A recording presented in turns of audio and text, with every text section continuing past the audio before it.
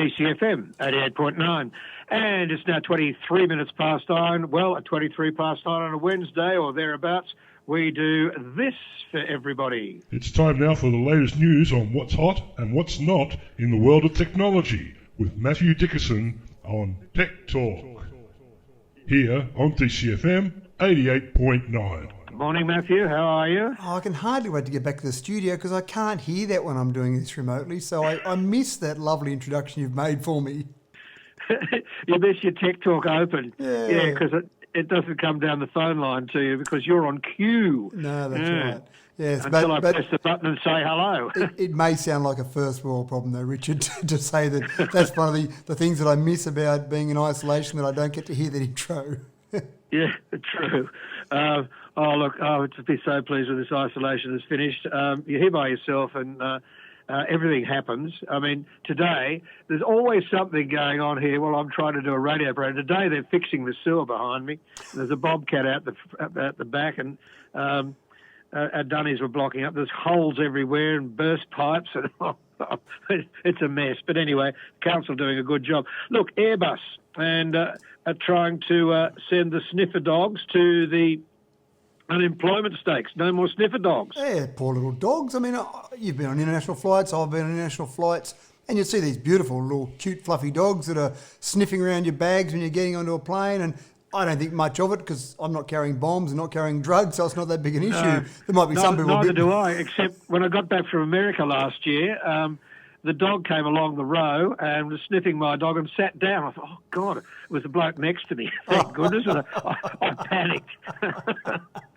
Well, Airbus are worried that they just aren't enough dogs, and maybe getting to all the different parts of an airport is quite difficult. So they're working with a little biotech startup company who has invented or created an e-nose. And the e-nose essentially does what the dog does, but the great thing about the e-nose is they can manufacture them and have them running basically 24 hours a day throughout the airport. And as you walk through the airport, you will essentially come past these different little devices.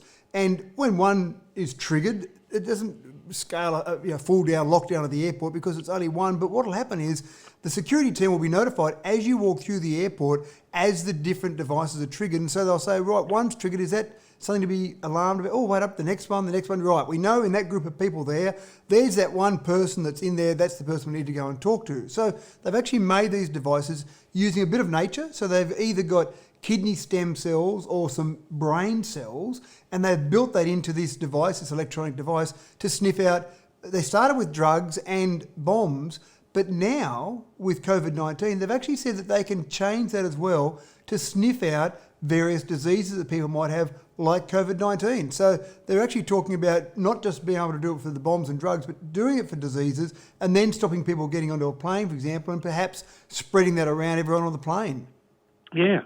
I mean, it's amazing technology. Yeah. And I'm wondering if it's going to make Spot the Robot Dog in Singapore, which they set up the other day, redundant before they've even started virtually.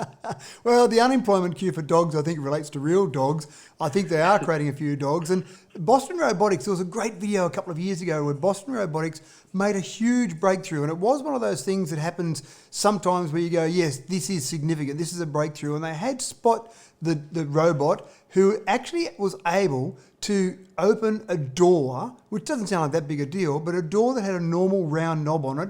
But more to the point, once it was opened, or to try and get it open, they could have a human there trying to stop the dog from getting through, trying to stop the door from being open. So it actually had a disagreement with a human and then still managed to get through the door. And this video was fascinating to see how it worked its way to get past that door, using artificial intelligence, using a lot more dexterity in its body than you'd see in a robot in the past.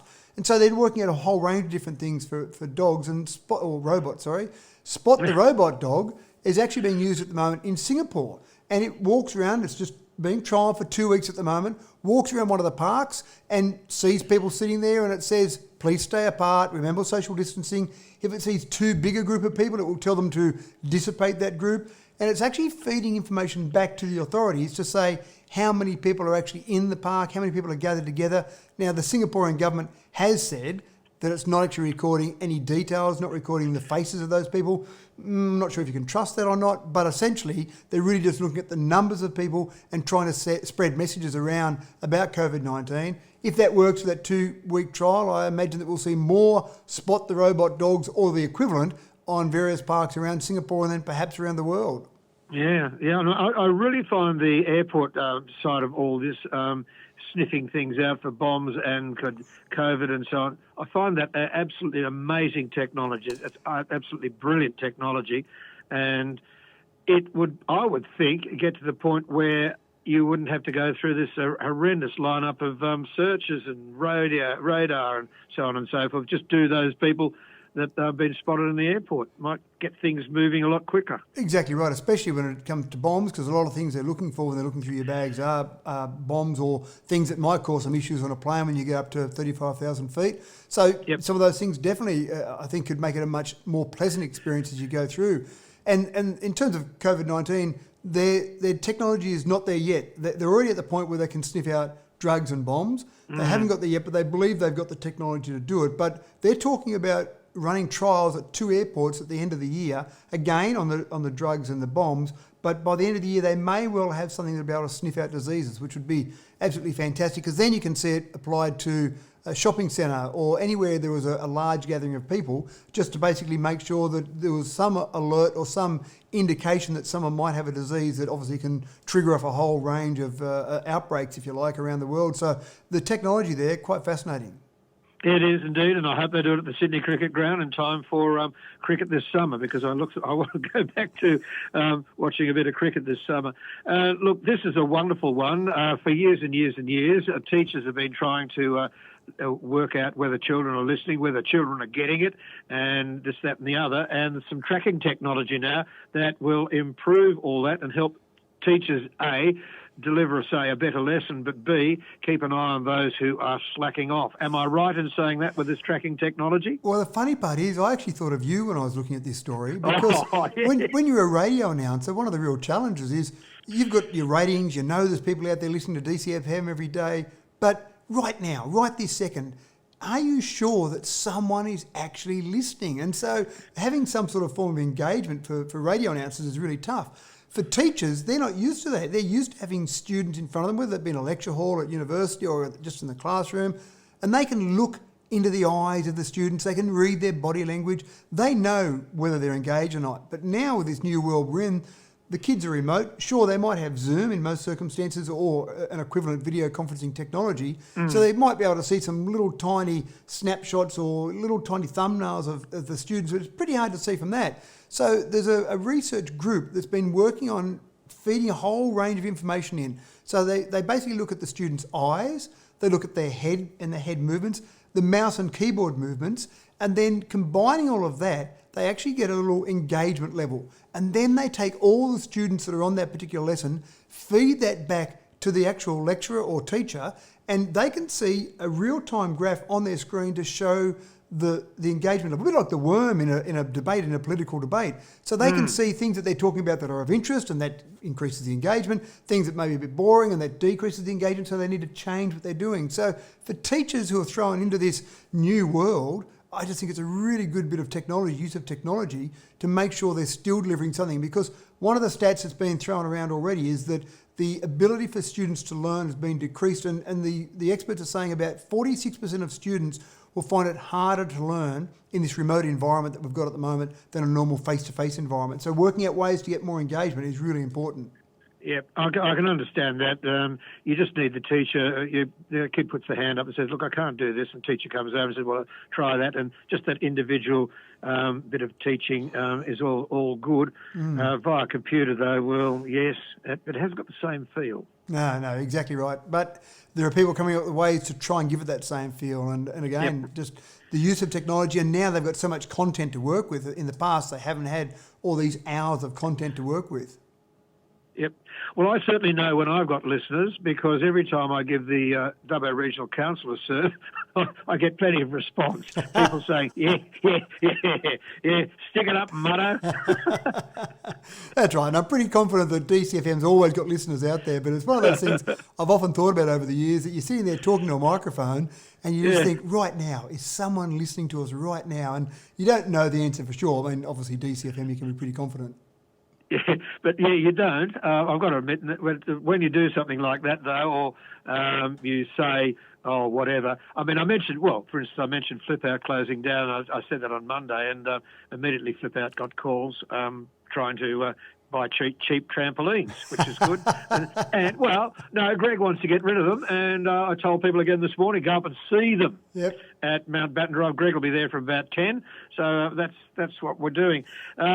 What's Google doing with that lovely city that I've visited twice, Toronto in Canada? Yeah, look, I was really excited about this concept. And when I saw that they were shutting down their smart city, or the concept for the smart city, I was a bit disappointed. I've got a brother over in Canada at the moment. I haven't been to Toronto for a few years, and I thought when they get this going, that'll be a really good excuse to go over there. Isn't Toronto a great city? A beautiful city, yeah. A bit cold for me in the winter, but a beautiful city.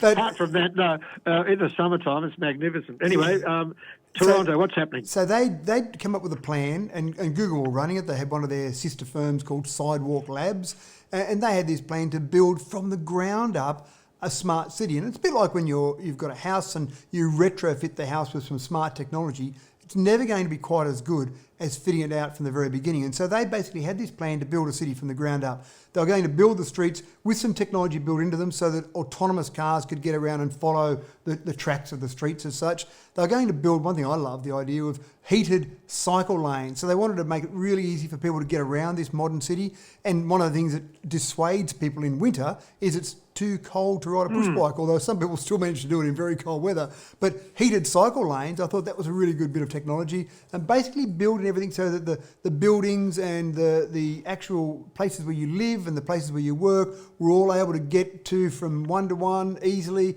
Air quality was being censored the whole time, data on how many people were moving around to make it easier. So all of this information to build a modern city of the future, and maybe use this as a blueprint for modern cities. But unfortunately, COVID-19 has had a number of victims along the way, and the smart city in Toronto is basically one of those victims.